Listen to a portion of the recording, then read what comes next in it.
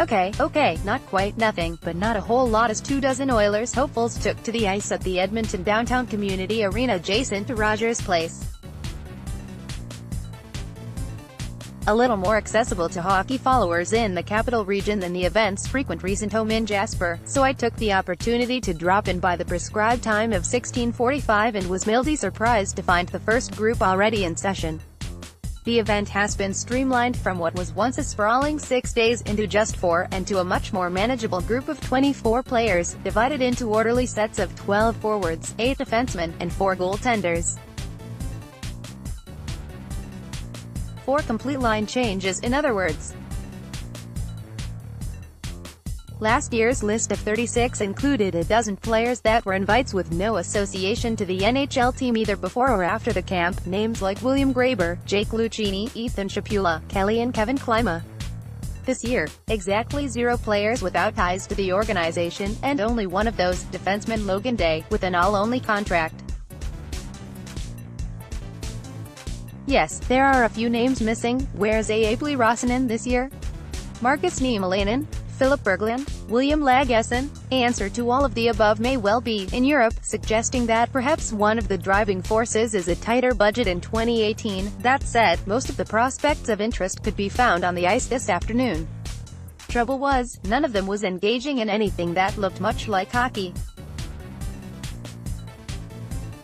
At one end, 4 goalies, later 3 after Stuart Skinner departed early for reasons unknown, taking turns facing shots from a couple of coaches.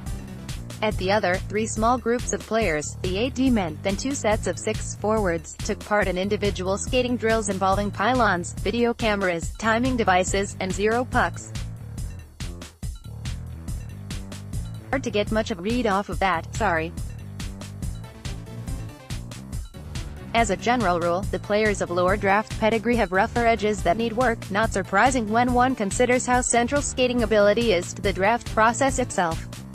There are reasons a guy like Cooper Merity might last until the 6th round, or Cameron Hebig escape the draft net entirely, and often fundamental skating ability is central to that judgment.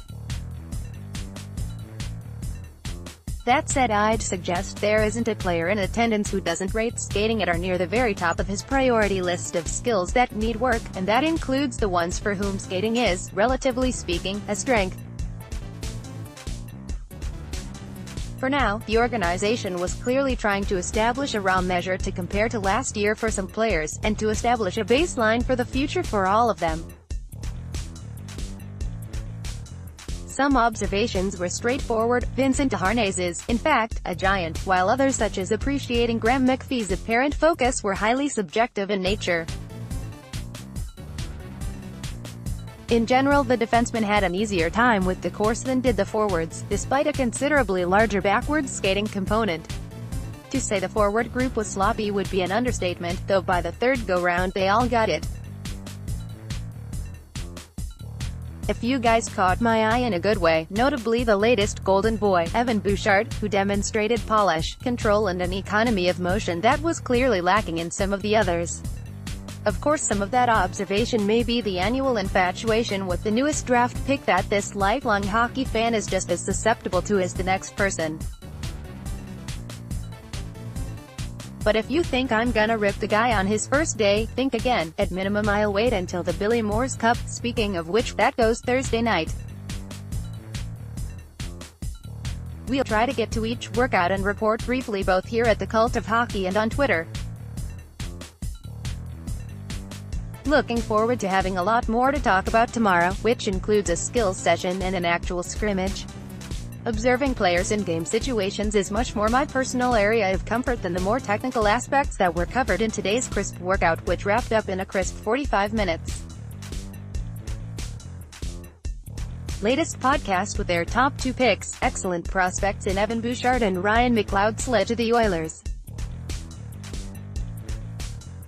Edmonton then also drafted the top-ranked goalie in Olivier Rodrigue. Bruce McCurdy and David Staples of the Cult take time to gloat a bit. Recently at the Cult of Hockey McCurdy, Oilers issue qualifying offers to Nurse, Strome, Slepyshev but not to 3 others. Staples, update from Milan.